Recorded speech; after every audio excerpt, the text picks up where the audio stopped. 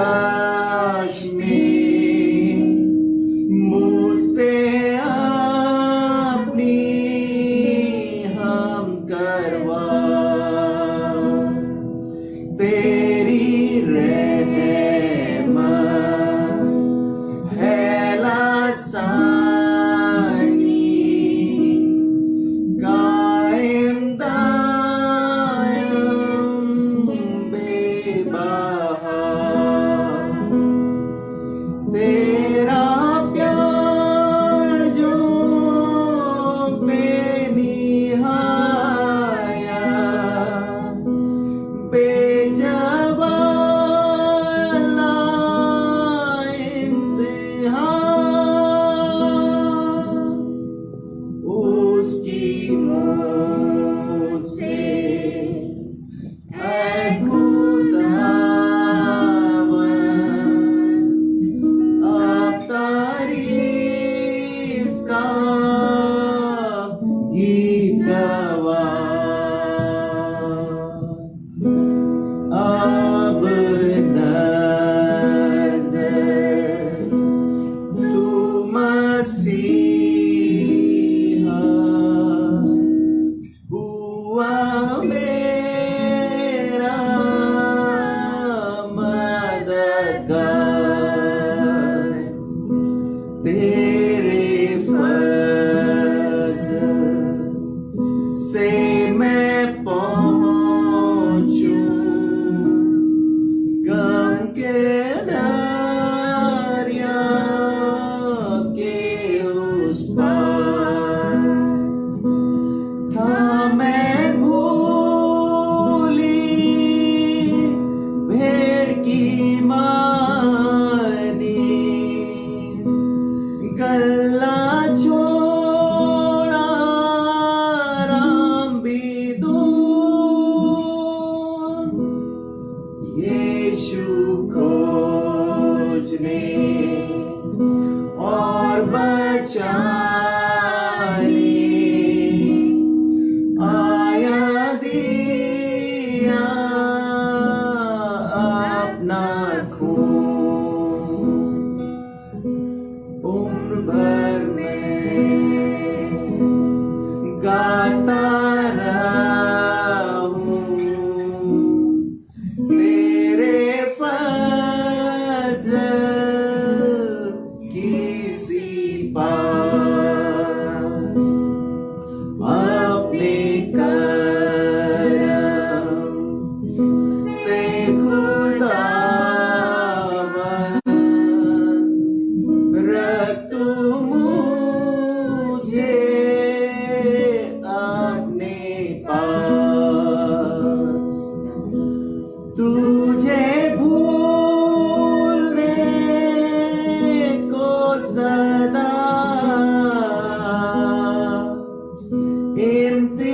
इम्तिहान बहुत तेरा है, मोहर कर तू मेरे दिल पर, अब तक तू मेरा है। जो हम लोग प्रार्थना में सरों को झुकाएं। अद्भुत युक्ति करने वाले हमारे परमेश्वर पिता, धन्यवाद देते हैं आज के सुंदर समय के लिए। सच में यीशु के पीछे मैं बोलूंगा, मैं हूं तैयार। परमेश्वर, आपके वचन को सुनने के लिए आज आपका दास तैयार है। प्रभु, अपने दास और अपने लोगों को परमेश्वर पिता, प्रभु जी, जब आपका दास प्रभु जी आपका वचन को बोले तो लोग परमेश्वर पिता उस वचन को प्रभु जी रिसीव करने वाले हो सके। परमेश्वर, इसलिए अपने लोगों को प्रभु जी इस वचन से मामूर और भरपूर करें, क्योंकि वचन आपका है, लोग भी आपके हैं। परमेश्वर, आपका वचन आपके लोगों तक पहुंचे, आपका दास सिर्फ और सिर्फ माध्यम बने। प्रभु यीशु मसीह के नाम में मांगते हैं, आमीन।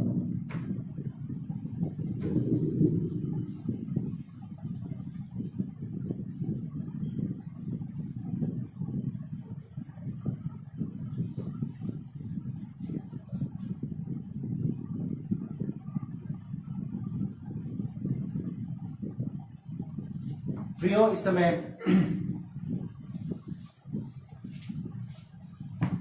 आप सबको प्रभु यीशु मसीह के पवित्र नाम में सलाम। और आज के सुंदर समय में मेरे प्रियो, जब हम लोग हैं और पूरा देश जबकि इस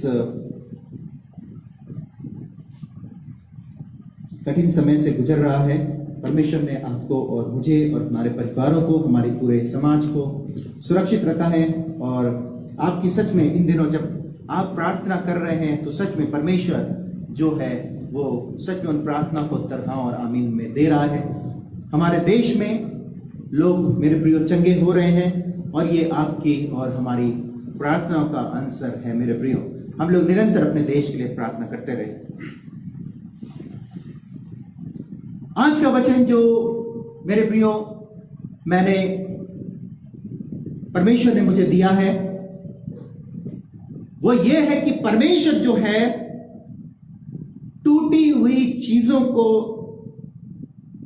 जोड़ करके नया बनाने वाला परमेश्वर है। जी हां, जिस प्रकार से एक मैकेनिक होता है,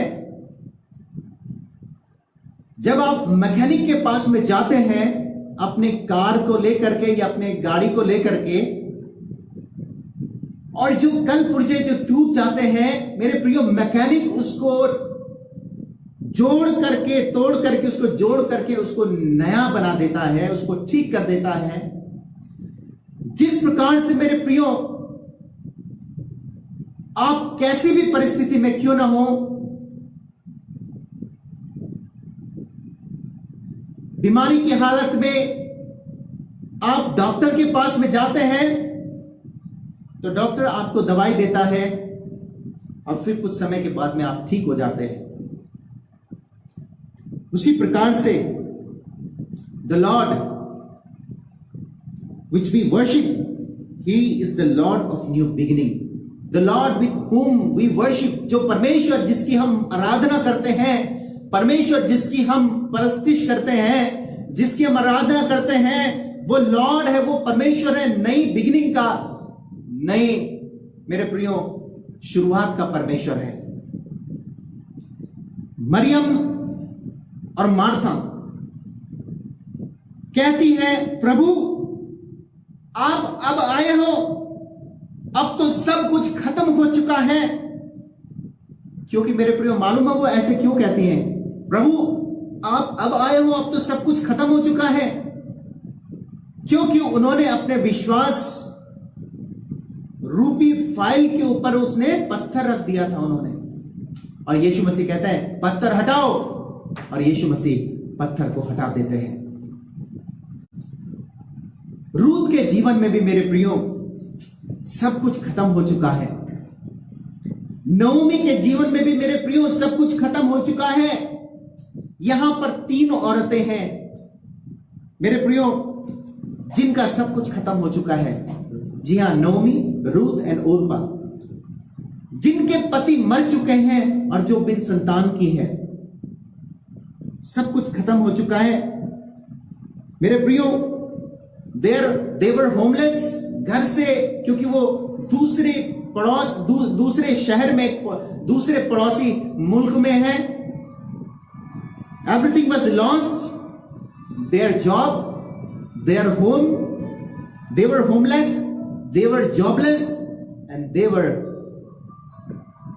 मेरे प्रियो हस्बैंडलेस। पति भी नहीं है, पति भी खत्म हो गए, जॉब भी चली गई। किसके सहारे जिए? दूसरे शहर में मेरे प्रियो किसके सहारे जिए? हो सकता है आज आपकी भी और मेरी सिचुएशन कुछ ऐसी हो मेरे प्रियो। आज जबकि हम ऐसे पैंडेमिक में जी रहे हैं, जबकि बहुत से लोगों की जॉब जो है वो चली गई है, बहुत से लोगों के पास में खाने के लिए नहीं बचा है। शाम को क्या खाएंगे, क्या पिएंगे, कहां रहेंगे? हो सकता है आपकी भी सिचुएशन, मेरी सिचुएशन, या समाज में ऐसे लोग हैं मेरे प्रियो जो जॉबलेस हैं। आपकी सिचुएशन कुछ ऐसी हो प्रियो, परमेश्वर आज आपके जीवन में एक नई शुरुआत को लेकर के आना चाहता है। मेरे प्रियो, परमेश्वर आपके जीवन में एक नई शुरुआत को लेकर के आना चाहता है, परंतु क्यों लेकर के आए? आप एक क्वेश्चन पूछे, ऐसा क्या देखा परमेश्वर ने रूथ के जीवन में, नवोमी के जीवन में, कि नवोमी की फैमिली में मेरे प्रियो एक नई शुरुआत परमेश्वर ने किया। जी हां, जैसे मैंने पहले बताया, परमेश्वर जो है वो नई चीजों को करता है, नई शुरुआत को लेकर के आता है। मेरे प्रियो, आइए देखिए वचन में क्या लिखा हुआ है। वचन क्या बताता है कि नवोमी के जीवन में और रूथ के जीवन में परमेश्वर ने ऐसा क्या देखा कि परमेश्वर ने उनके जीवन में मेरे प्रियो एक बड़ा कार्य किया, एक बड़ी शुरुआत को लेकर के आया। जी हां, पहली बात हम लोग देखेंगे रूथ, उसका पहला अध्याय और 14 से लेकर के 16 पद। यहां पर देखिए, पहली बात क्या है? पहली बात परमेश्वर ने रूथ के जीवन में क्या देखी?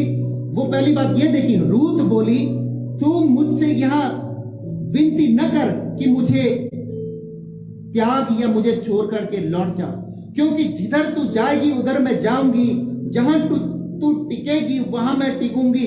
जो तेरे लोग होंगे वो मेरे लोग होंगे, जो तेरा परमेश्वर होगा वो मेरा परमेश्वर होगा। जी हां, पहली बात, परमेश्वर ने ऐसा क्या देखा कि वो नवोमी के जीवन में वो एक बड़ा कार्य, एक नई शुरुआत को करने जा रहा है। जी हां, वो पहला कार्य ये था कि रूथ का सही फैसला। जी हां, उसका डिसीजन, परमेश्वर ने रूथ का डिसीजन देखा और परमेश्वर ने उसको डिसीजन को देख करके, यही डिसीजन जो था मेरे प्रियो, परमेश्वर ने देखा और परमेश्वर ने उसके जीवन में एक नई शुरुआत कर दी। जी हां, परमेश्वर ने नवोमी के परिवार में एक नई शुरुआत क्यों की? परमेश्वर ने रूथ के जीवन में एक नई शुरुआत क्यों की मेरे प्रियो? क्योंकि पहली बात, परमेश्वर ने रूथ के जीवन में देखा उसका सही फैसला। जी हां, उसने फैसला किया, उसने नवोमी से कहा, जबकि नवोमी ने उससे कहा कि हे मेरी बेटियों, तुम अपने अपने घर वापस लौट जाओ, तुम अपने अपने मायके वापस लौट जाओ, तुम मेरे साथ में मत चलो, क्योंकि मेरे प्रियो, उसने बोला, क्योंकि मेरे परमेश्वर यहोवा का हाथ मेरे विरुद्ध उठा है। तुम्हारा दुख जो है, मेरा दुख जो है तुम्हारे दुख से कहीं बढ़ करके है, इसलिए तुम वापस लौट जाओ, तुम वापस लौट जाओ।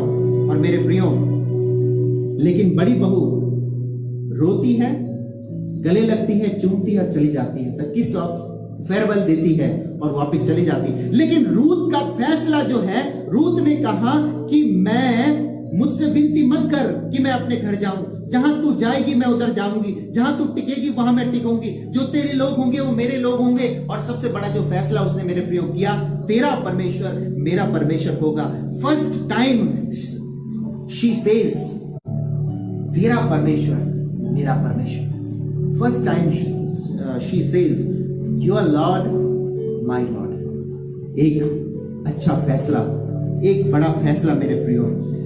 यह इस बात को बताता है कि complete faith on God, complete faith on यहोवा, यहोवा परमेश्वर के ऊपर एक कंप्लीट फेथ को लेकर के मेरे प्रियो वो आती है।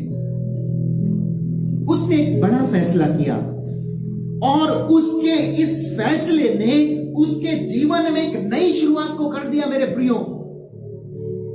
एक सही फैसला आपके जीवन में एक नई शुरुआत को कर सकता है मेरे प्रियो। क्या आप एक सही फैसले को लेते हैं? आपके और मेरे जीवन में एक नई शुरुआत कैसे आएगी? जब हम एक सही फैसले को लेते हैं। आप क्या जानते हैं कि नवोमी का परिवार क्यों उजड़ गया था? क्योंकि मेरे प्रियो, एक गलत फैसला नवोमी के पति एलीमेलेक ने लिया था। और वो फैसला क्या था कि प्रभु के नगर को छोड़ करके मोआब के नगर को जाना।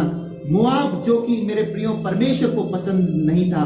परमेश्वर का नगर मेरे प्रियो को छोड़ करके, यरूशलेम को छोड़ करके वो मोआब के शहर को चली। और मोआब का शहर एक श्रापित देश था। परमेश्वर मेरे प्रियो अपने नगर में उनके लिए इंतजाम करता ना, लेकिन उन्होंने एक गलत फैसला लिया और इस गलत फैसले ने उनके परिवार को पूरा तरीके से उजाड़ दिया। एलीमेलेक मर गया, मिल्योन और किलियोन दोनों के दोनों बेटे मर गए। लेकिन मेरे प्रियो, आज एक सही फैसले ने, रूत के सही फैसले ने उसके जीवन में एक नई शुरुआत की रोशनी को लेकर के आया है। जी हां, कई बार जवान लोग गलत फैसले को लेते हैं। कई बार क्या होता है कि जवान मेरे प्रियो अपनी जवानी के दिनों में मेरे प्रियो गलत फैसले को लेकर के आते हैं, अपने आवेश में आते हैं, सही फैसले को नहीं कर पाते हैं। जवानी के मेरे प्रियो उस जवानी के आवेश में एक गलत फैसले को करते हैं। हो सकता है वो फैसला उनकी शादी के लिए हो।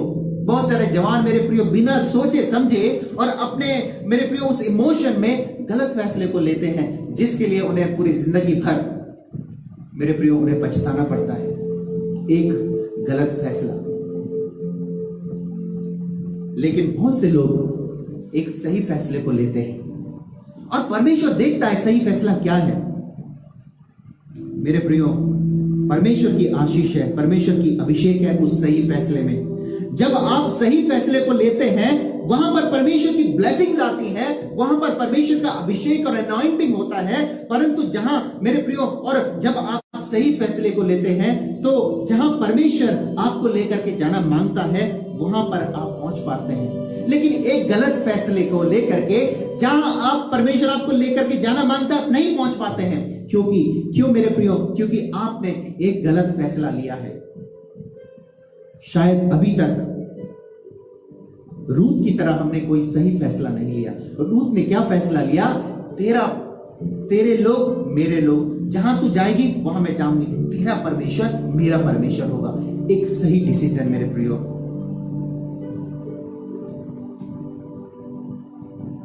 दूसरी बात हमने रूत के जीवन में देखी। पहली बात, एक राइट डिसीजन, एक सही फैसला। दूसरी बात हमने रूत के जीवन में देखी, जिस बात को लेकर के रूत के जीवन में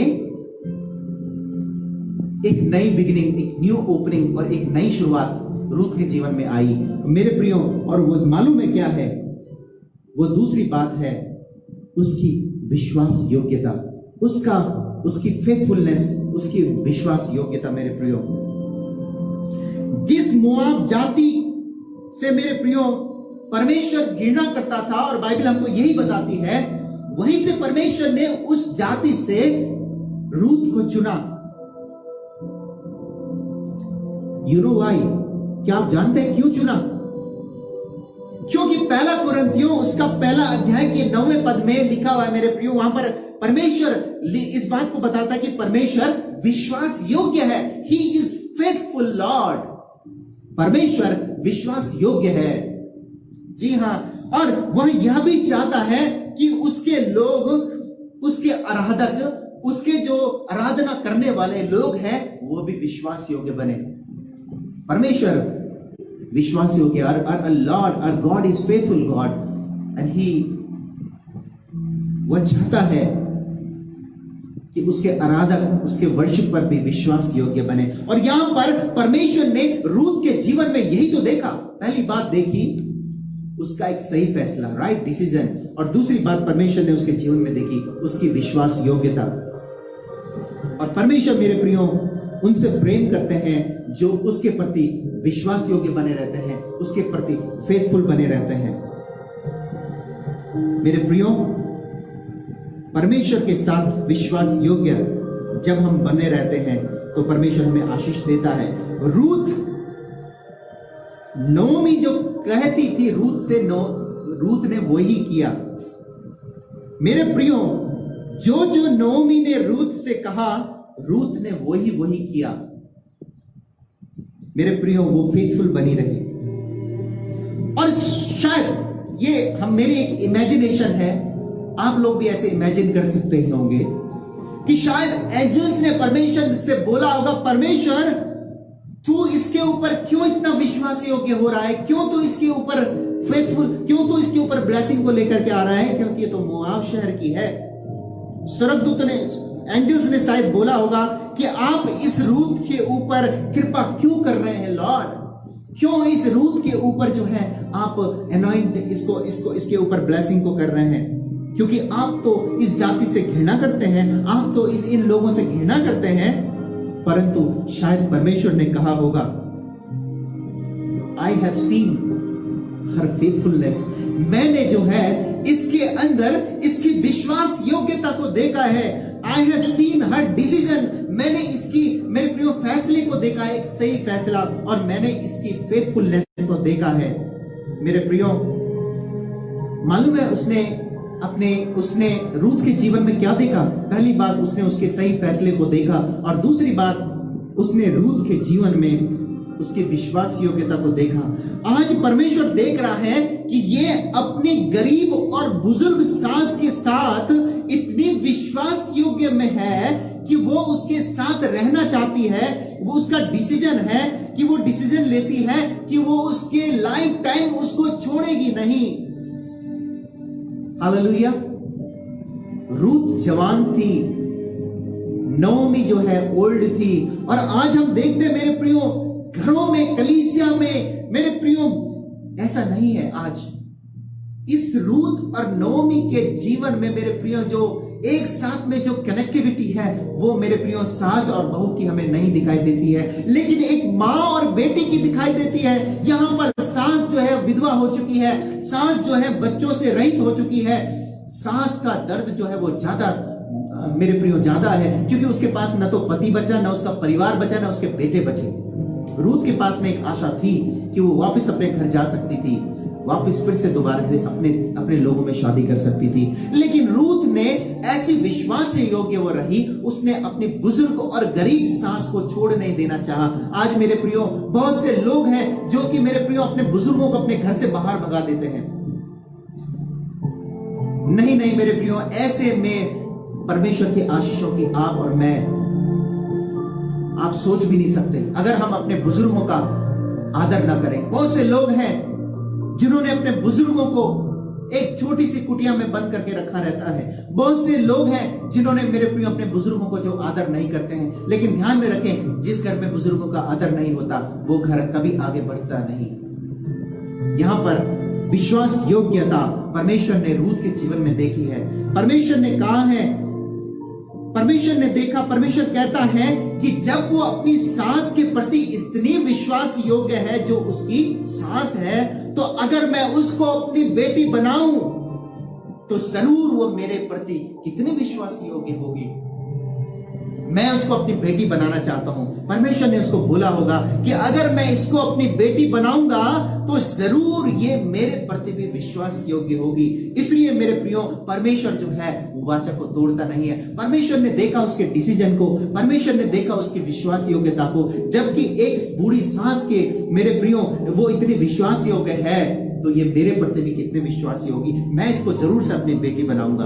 परमेश्वर की संगति में मेरे प्रियो विश्वास योग्यता होती है। मेरे प्रियो, अगर हम परमेश्वर की संगति में विश्वास योग्य बने रहते हैं, मेरे प्रियो, अगर हम भी अपने घर में अपने परिवार के लिए विश्वास योग्य बने रहते हैं, अपने बुजुर्गों के लिए विश्वास योग्य बने रहते हैं, अपने पत्नी के लिए विश्वास योग्य बने रहते हैं, पति अपने पत्नी के लिए और पत्नी अपने पति के लिए फेथफुल बने रहते हैं, मेरे प्रियो, ये मत सोचिएगा कि विश्वास योग्यता केवल बुजुर्गों के लिए ही हमें दिखानी है।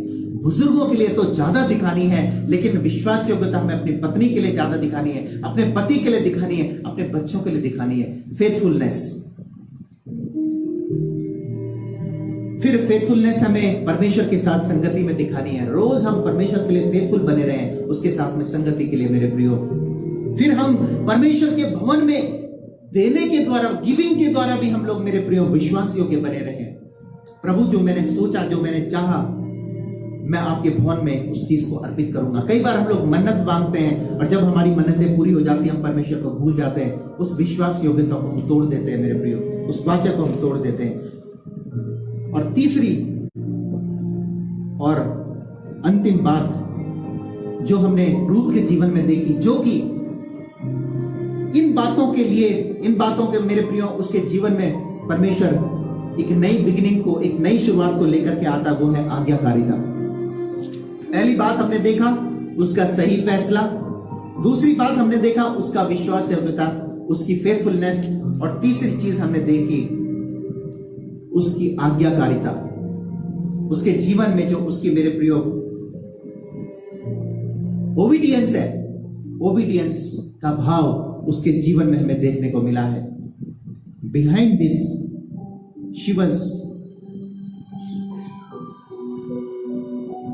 Living with her mother in law, वो अपनी सास के साथ में रहती है। वापिस आ जाते हैं वो अपने शहर में, और 1 से लेकर के 3 में हम मेरे प्रियो पढ़ते हैं, वहां पर क्या लिखा है?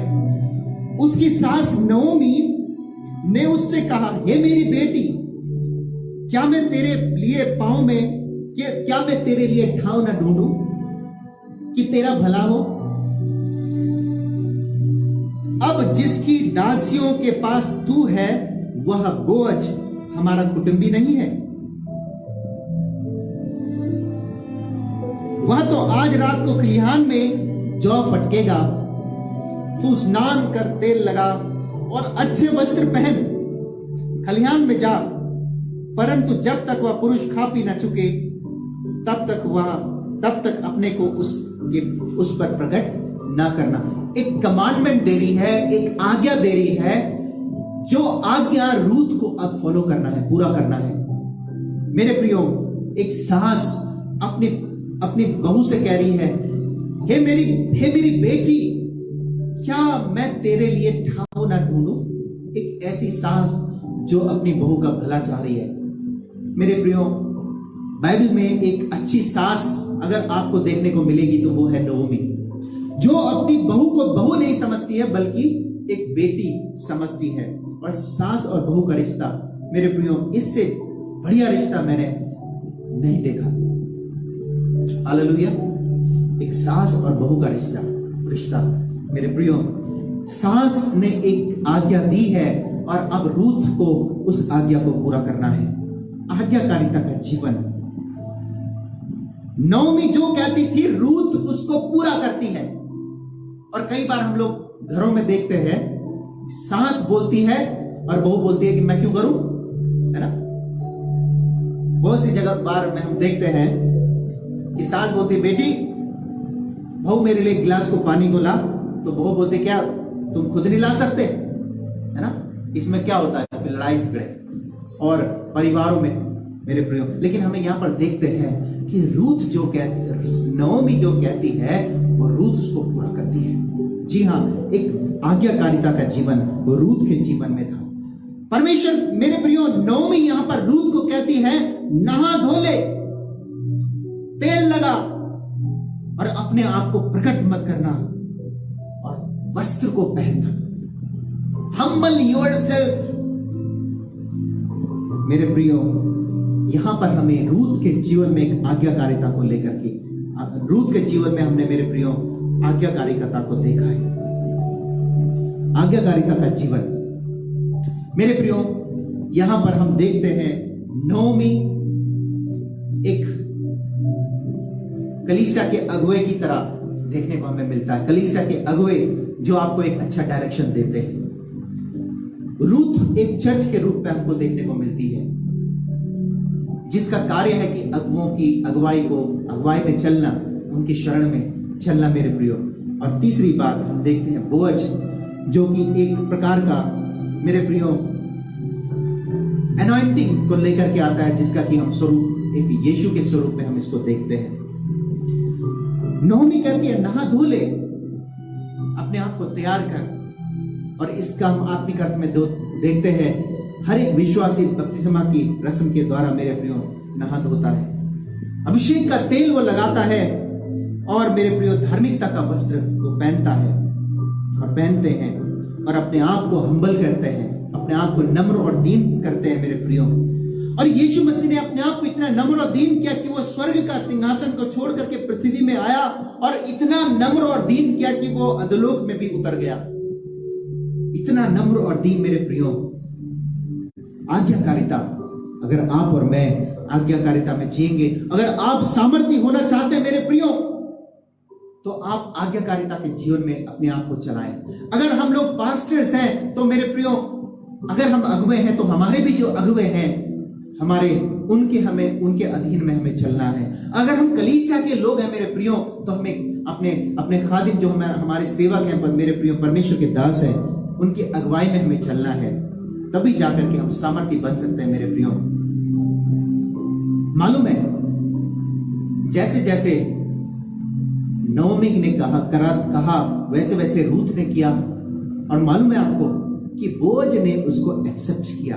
यस, और एक दिन जब बोअज ने उसको एक्सेप्ट किया तो मेरे प्रियो मालूम है दाऊद की परदादी बनने का गौरव मेरे प्रियो रूथ को मिला। हालेलुया, कितनी अच्छी बात है, कितनी बहुत अच्छी खूबसूरत बात है यहां पर लिखी हुई मेरे प्रियो।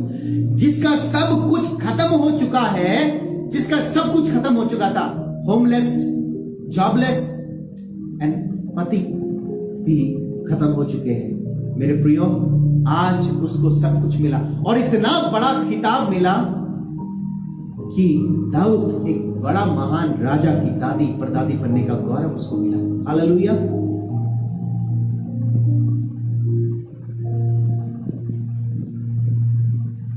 दाऊद का दादा यीशे का पिता और दाऊद का दादा ओबेद, मेरे प्रियो ओबेद की मां होने का गौरव उसको मिला। मालूम है क्यों बोअज ने एक्सेप्ट क्यों किया उसे? मालूम है मेरे प्रियो क्यों बोअज ने उसे एक्सेप्ट किया?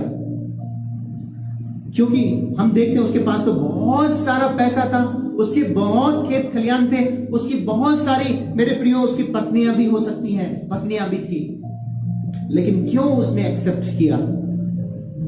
क्योंकि मेरे प्रियो रूथ एक विधवा थी, एक गरीब थी